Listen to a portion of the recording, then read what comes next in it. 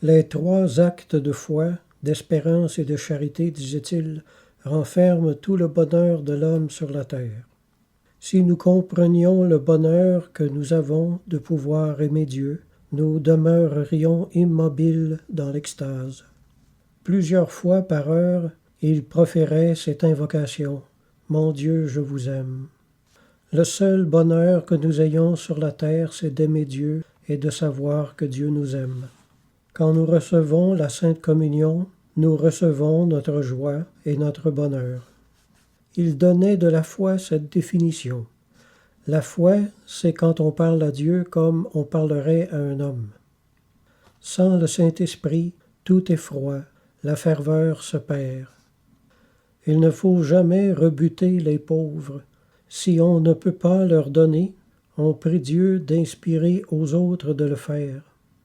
Qu'on vous remercie ou qu'on ne vous remercie pas, qu'importe.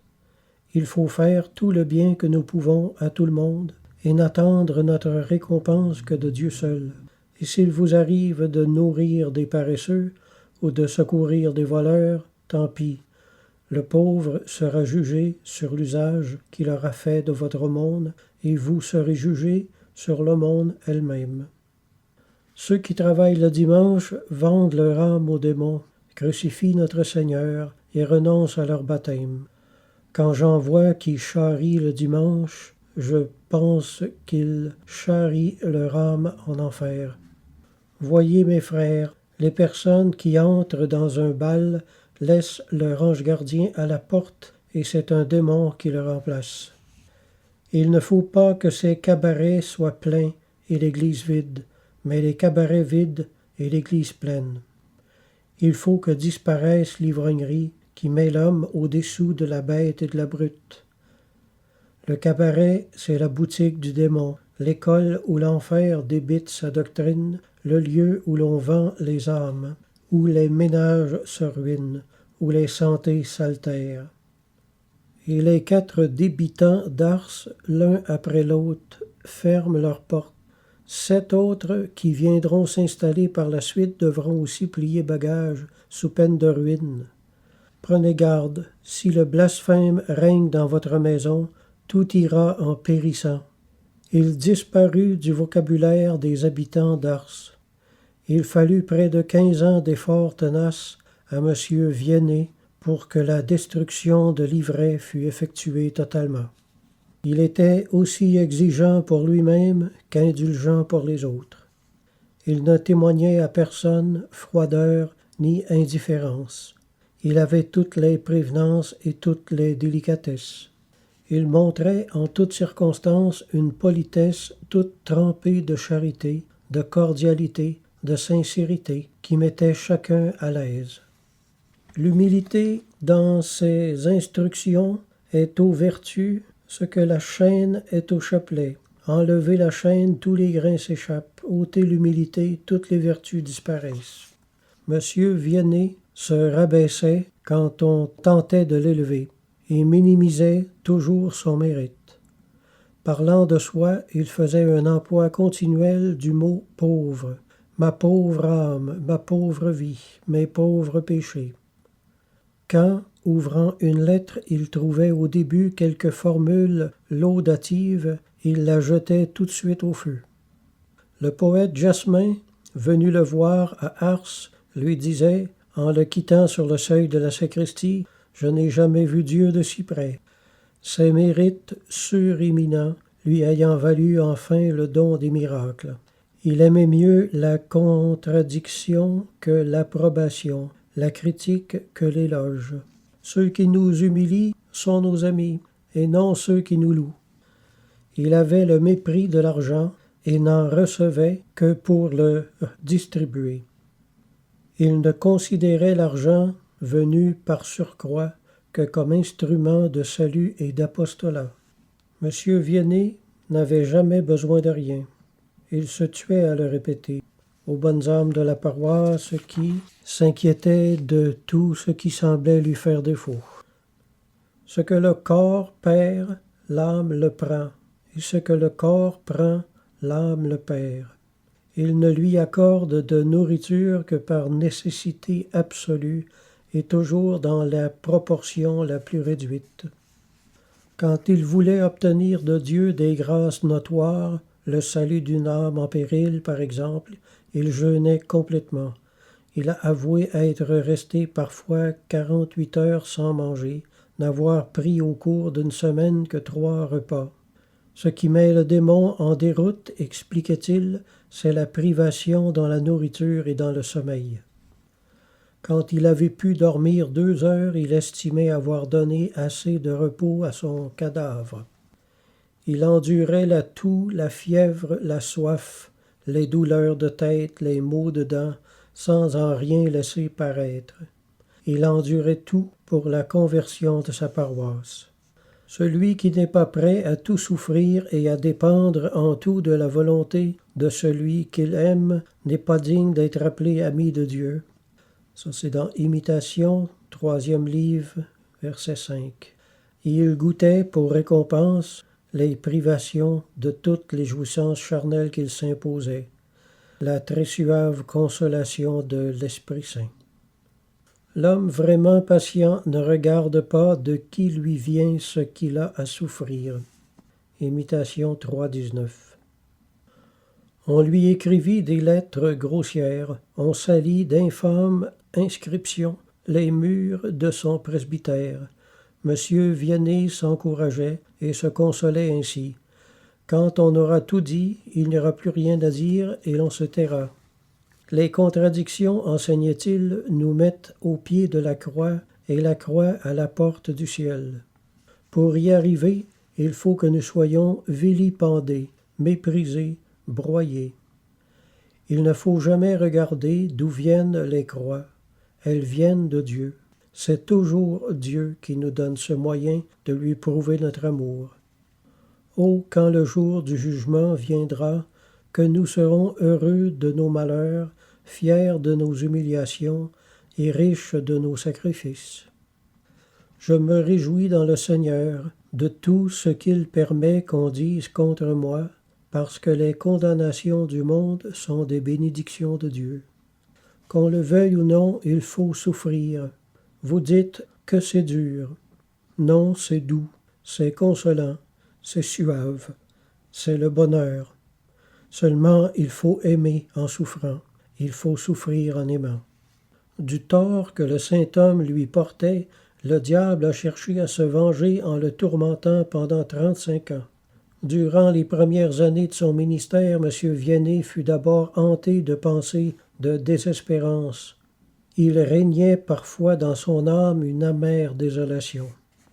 Le diable entreprit contre M. Vianney une guerre de harcèlement, à force de le tracasser, de l'empêcher de dormir. S'étant fait expliquer ce qu'était le tiers-ordre, il comprit que c'était là un puissant moyen de progrès spirituel et de réforme sociale.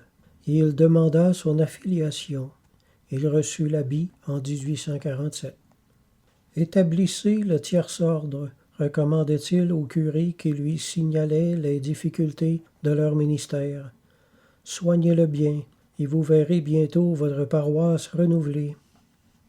Monsieur Vianney entretenait ses auditeurs de la miséricorde et de la justice de Dieu. Il cherchait à leur inspirer la terreur de ses jugements.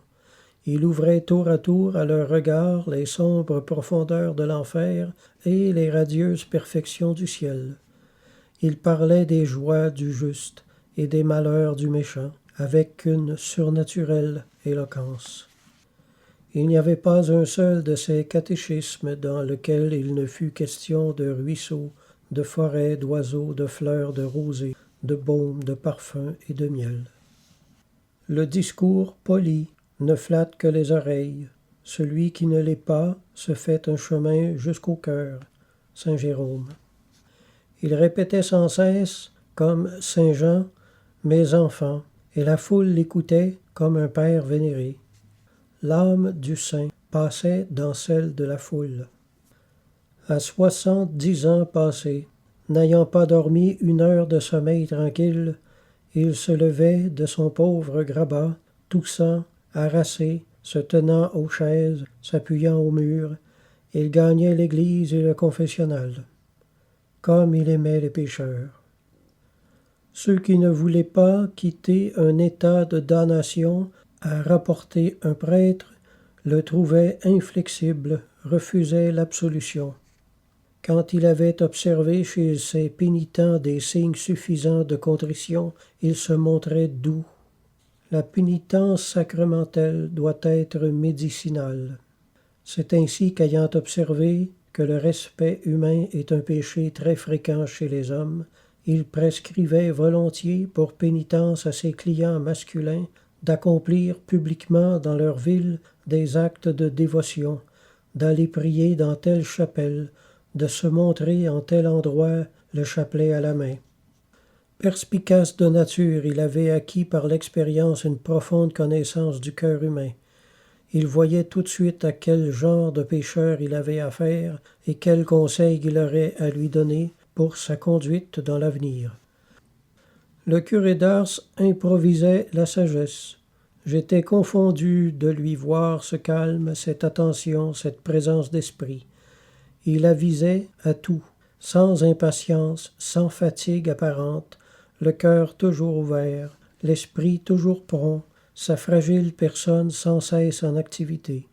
Il élevait les yeux au ciel, puis décidait sans hésitation et avec beaucoup de sûreté. Un cœur pur pénètre le ciel et l'enfer. Le curé d'Ars avait reçu le don du discernement des esprits et de la pénétration des cœurs. Il lisait ouvertement dans les consciences. Il descendait en elles comme tenant une lampe à la main, et c'était pour les soigner et les guérir. Il faut d'abord mettre ordre à votre conscience. Vous mettrez ensuite plus facilement ordre à vos affaires, disait-il. Il voyait plus clair dans l'âme des pécheurs que les pécheurs eux-mêmes. Parfois, il les reprenait, les gourmandait. Vous oubliez une faute, vous n'avez pas tout dit, et les avis donnés ensuite s'adaptaient merveilleusement aux faiblesses intimes, portaient le feu purificateur dans les replis les plus cachés. Il répandait comme la pluie les paroles de sagesse. Nous savons comment M. Vianney croyait en Dieu et comment il aimait Dieu. Il était dans l'ordre qu'il possédât le don de prophétie et le don des miracles. Réflexion du vénérable Bède.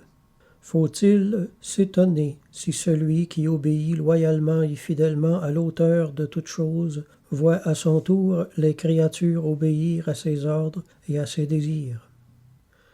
Il a eu en particulier le don merveilleux de la multiplication. La ville d'Ars a vu les miracles de la multiplication des mets dans la huche, du vin dans le tonneau, de la pâte dans le pétrin, du blé dans le grenier, de l'argent dans la bourse. Les guérisons furent innombrables. Dans une seule semaine, il s'en produisit jusqu'à 14. Dans la ville d'Ars, écrivait un pèlerin, venu une première fois en curieux, la réalité de l'ordre surnaturel vous saisit à la gorge, disait-il. On assiste au sein de la vie de notre Seigneur. Comment douter d'un ordre de choses supérieures aux choses que l'on voit?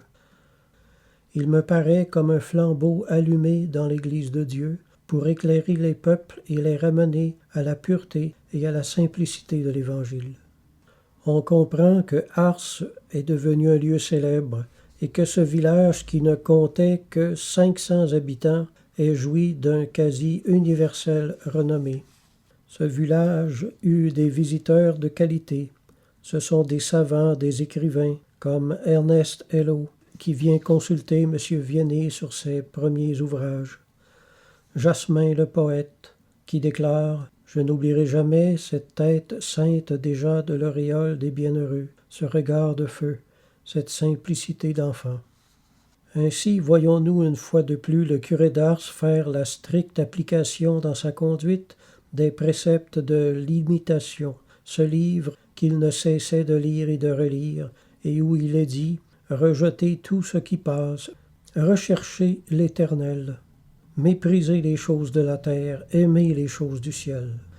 Étudiez-vous à ne pas prêter d'attention aux choses extérieures et à vous donner aux choses intérieures, et vous verrez le règne de Dieu venir en vous. Il se tenait uni à Dieu et rien ne semblait capable de troubler sa vie intérieure. Quelquefois, a dit l'un d'eux, il était debout pendant que nous étions assis, et il discourait des choses célestes comme un homme perdu en Dieu. Perdu en Dieu, la belle expression est si juste appliquée au saint curé d'Ars.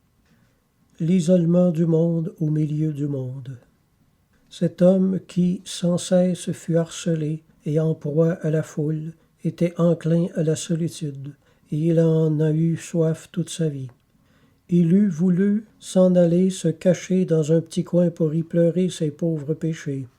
Plus tard, enchaîné par son ministère et tandis que tout se liguait contre son repos, sur le soir de sa vie, songeant aux jours de son enfance, il répétait en soupirant que j'étais heureux lorsque je n'avais à conduire que mes 3 brebis et mon âne. Monsieur Viennet fut tenté de s'enfuir devant l'envahissement de sa vie, devant le travail qu'il ne pouvait faire. Pendant une nuit sombre, il sort de son presbytère et prend la route. Il va jusqu'à la croix des Combes. Là il s'arrête, il se demande soudain si la conversion d'une seule âme ne vaudra pas mieux que toutes les prières qu'il pourra faire dans la solitude. Il entend au fond de son cœur la réponse de Dieu. Il se rappelle le mot de l'imitation. Pourquoi désires-tu le repos, puisque tu es né pour le travail? Alors il rebrousse chemin. La bienheureuse solitude, disait-il, lui serait donc toujours refusée. Il comprit cette fois définitivement qu'il ne connaîtrait la tranquillité que dans le ciel. Son visage, comme ses mains et tout son corps, était d'une maigreur étonnante. Sa face était comme détruite. Des trous à la place des joues, des rides profondes, mais un air de sainteté répandu sur sa figure. Il semblait voir les choses de l'autre monde. Sa voix, après sa maladie du printemps de 1843, devint faible et cassée. Une petite voix d'enfant. Dans les dernières années, elle était si éteinte qu'on l'entendait à peine.